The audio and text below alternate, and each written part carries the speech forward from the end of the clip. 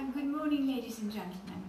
On behalf of the Irish Georgian Society and the Irish Landscape Institute, I'm honoured to have been asked to welcome you to the Royal Dublin Society for this seminar on the Victorian and Edwardian parks in Dublin.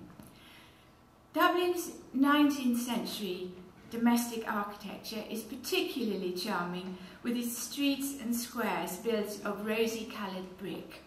Many of the houses had back gardens and faced onto the enclosed green spaces of the squares. With the development of squares, parks were a natural accompaniment. One must remember that in the 18th century, the town finished almost at Merrion Square on one side and across the river at Mountjoy Square on the other. And then suddenly there was an explosion of new building.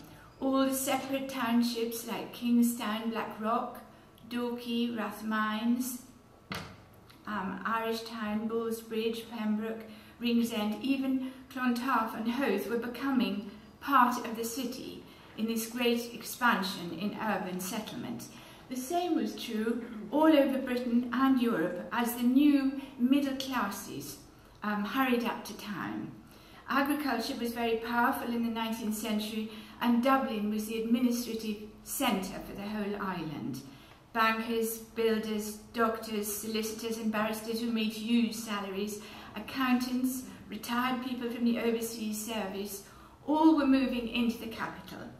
This expansion crossed all religious distinctions, and there were no specific Catholic or Protestant areas, leaving a great opportunity here to be discussed and examined today. The distribution of wealth was not fair, but there was plenty of it. A lot of money went into bricks and mortar, and the city is remarkable for its size in having so many private gardens. This idea of being able to have the countryside in the town, rus in urbe, was very attractive and led to the funding, designing, planting and subsequent enjoyment of the parks.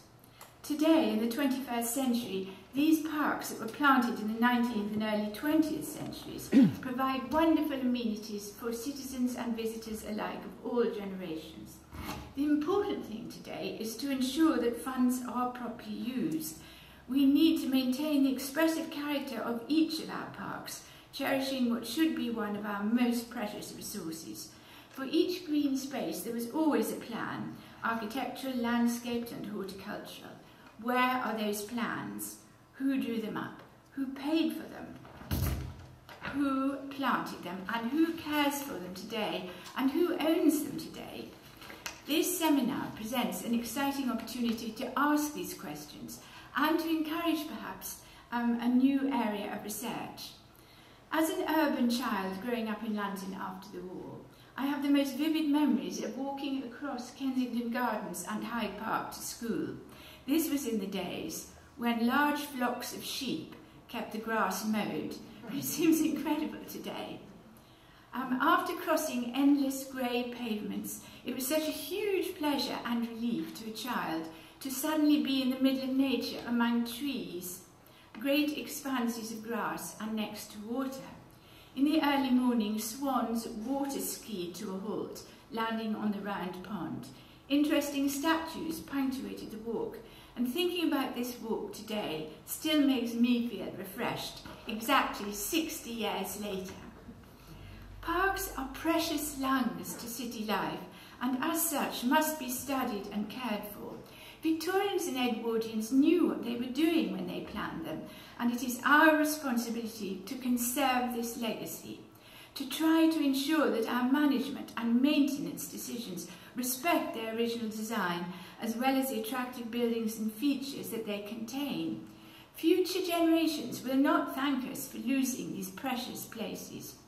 As such, it is with great pleasure that on behalf of the Irish Georgian Society and the Irish Landscape Institute, I welcome our speakers, in particular the eminent garden historian Dr. Todd Longstaff Gowan, who has travelled from London this morning.